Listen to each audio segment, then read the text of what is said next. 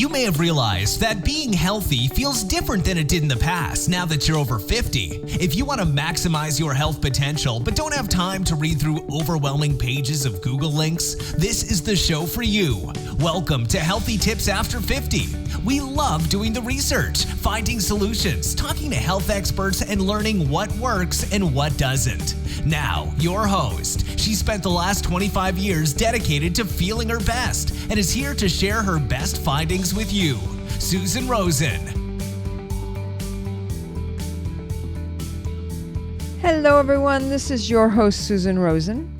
And today's podcast, kind of a shorter one, but it's about listening. Not only listening with your ears, it's about listening with your mind, with your heart, and most importantly, with your attention. Listening can be an important part of having a relationship and or just a conversation with another person. If you're trying to pay close attention to someone else, then there are a few things that you can try and remember to do, because it really will make a big difference to both the person you're listening to and to yourself. First off, you need to relax and stop your own mind from thinking about what you're doing or where you are or who it is you're talking to. Just concentrate on them. Then don't think about what you have to do or where you have to be in 15 minutes. Don't think about what you're going to say in response to a comment, a statement, a story, something they're talking about. Just listen. Don't interrupt to disagree. Don't interrupt with your own story. Do listen intently. We can all tell when someone is actually doing that. Do try to get their world or understand what they're trying to say, what they're trying to tell you about. Do stay calm and supportive in your demeanor and keep the focus on them. If you're on the phone, let them know you're listening by making a kind of supportive sounds, like an or an aha or oh. Don't interrupt. Just kind of keep it in the background so they know that you are still there and you are still listening. If this is in person, you can move your head up and down or to the side to show you're hearing what they're saying. Kind of like a yes, I understand. Doesn't mean you have to agree. Just yes, I hear you. If you have a question or a comment or want to share a similar experience you've had, wait for a pause and then ask them if it's okay to share it with them. Don't just go off with your own story and take all of the attention off of them. Do reflect back to them some of their own words and thoughts to show that you are indeed listening to what they're talking about. Spending time, especially in person, just listening can be one of the most transformational experiences that any of us can have. I once did a talk to a group of professionals. They were of all different ages and men and women. And the meeting actually was on Zoom. We put groups of 2 people each into separate breakout rooms for an exercise on listening. And the exercise I asked them to do was to have one person talk and one person silently listen for 5 minutes. Then they switched roles and did it again, but just opposite, for another 5 minutes. When we brought everybody back into the group, we asked for their comments, how they felt during it. What was it like to be the person talking? What was it like to be the person listening?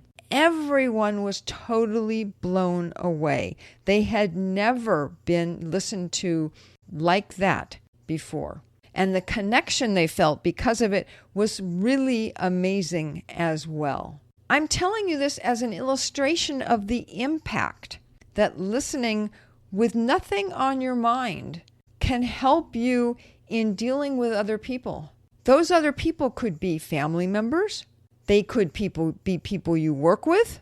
But it really applies to all of your relationships with other people. And it's not just that the other people will feel more heard. You will also find for yourself and them that there is a stronger connection between you as well. I also want to talk about listening to yourself and listening to how you talk to yourself. Many times the person we're hardest on is ourselves. We point out what we've done wrong or what we should have said or not said, and we go through all of this over and over and over again in our minds. I'm not even sure you want to call it talking to ourselves, because we just keep reiterating the same points over and over and over. And as I know I've said before on this podcast, you can't really change what's already been done in the past. The past is in the past, and we are all living in the present moment.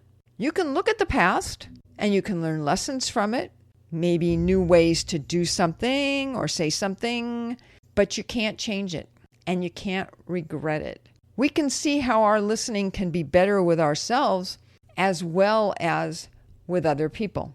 You can also take a breath or wait 5 to 10 seconds before you say something or do something that can be negative or hurtful in your conversations with other people or your conversations with yourself. It's not that difficult. It just takes the same kind of attention that we have just been talking about. And it's the same kind of conversation, whether it's with others or ourselves. And it is really amazing because when you wait those few seconds, people will realize that you are getting ready to really listen to them. And that works for when you're talking to yourself as well.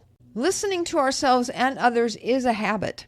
Improving our listening is not difficult. It takes some intention and some attention in the present moment, that moment that we actually have some control over. If we pay attention, then we can improve our relationships and we can make others feel heard, and maybe they will return the favor by listening better to us as well. And as one of my mentors likes to say, you can never overestimate how impactful it can be for people to have someone actually listen to them without anything else on their mind. Try it and you'll be amazed at how good it feels. So that's this week's podcast. I will be back next week. I have an interview that I recorded with Dr. Dave Shirazi, and I will be posting that next week. As far as this week goes, I am not a doctor. This podcast is not to be seen as medical advice.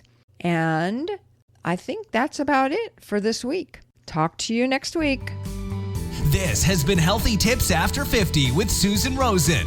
To stay on the cutting edge of the most effective health strategies, subscribe to this podcast and let us know what you thought of the show with a comment or like on iTunes. Visit healthytipsafter50.com for this episode's show notes, more resources, and free offers.